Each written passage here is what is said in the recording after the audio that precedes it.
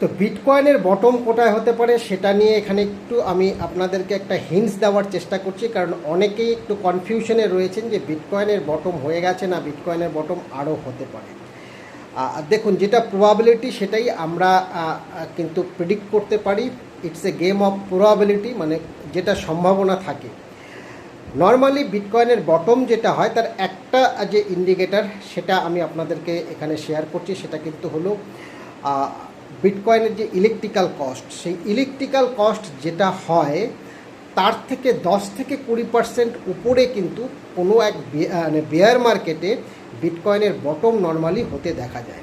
তো এই মুহূর্তে যেটা রয়েছে বিটকয়েনের যে ইলেকট্রিক্যাল কস্ট সেটা কিন্তু হচ্ছে 46,000-এর কাছাকাছি। তো যদি 46,000-এর কাছাকাছি বিটকয়েনের ইলেকট্রিক্যাল কস্ট হয়, তার মানে তার উপরে 10 থেকে 20% যদি আমরা আপ ধরি, তাহলে কিন্তু বিটকয়েনের বটম প্রাইসটা মোটামুটি গিয়ে দাঁড়ায় এই 52 থেকে 53,000-এর কাছাকাছি। সুতরাং এখন এই মুহূর্তে 76-77 রেঞ্জে বিটকয়েনের প্রাইস চলছে। এর আগে বিটকয়েন একটা লো ক্রিয়েট করেছিল, বটম ক্রিয়েট করেছিল, সেটা 60,000-এর নিচে। তো নর্মালি সেই কারণে কিন্তু একটা ইন্ডিকেশন যে বলা যায়, এবং এই মুহূর্তে বিটকয়েন একটা ফোমো বিয়ার ট্র্যাপিংয়ে রয়েছে, যেটা মার্কেট অ্যানালিস্টরা বলছে বিটকয়েনের বটম এখনও হয়নি।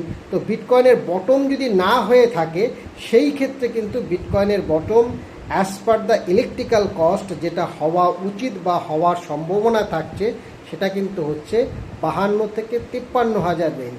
তার মানে এর আগে 58,000 অবধি আমরা একটা বটম পেয়েছিলাম, তার থেকেও নিচে বিটকয়েনের প্রাইস 52-53 রেঞ্জে কিন্তু এবারের বেয়ার মার্কেটে বটম ক্রিয়েট করার সম্ভাবনা থাকছে। তো ডেফিনেটলি যদি এই ট্রেন্ডটাই ফলো হয়, এটাই যদি রিপিট হয়, যেটা এর আগে প্রত্যেকবার বেয়ার মার্কেটে কিন্তু এই যে ট্রেন্ড ইলেকট্রিক কস্টের থেকে 10-20% আপে গিয়ে বিটকয়েনের বটম হওয়া, সেটা কিন্তু প্রতিফলিত হয়েছে। তো আশা করা যেতে পারে সেইটাই যদি আবার রিপিট হয়, সেই ক্ষেত্রে কিন্তু আমরা একটা অনুমান করতে পারি যে বিটকয়েনের বটম মোটামুটি ওই 50 থেকে 55 এই রেঞ্জে প্রাইস আসলেই সম্ভবত এবারের বেয়ার মার্কেটের বিটকয়েন বটম কমপ্লিট হবে।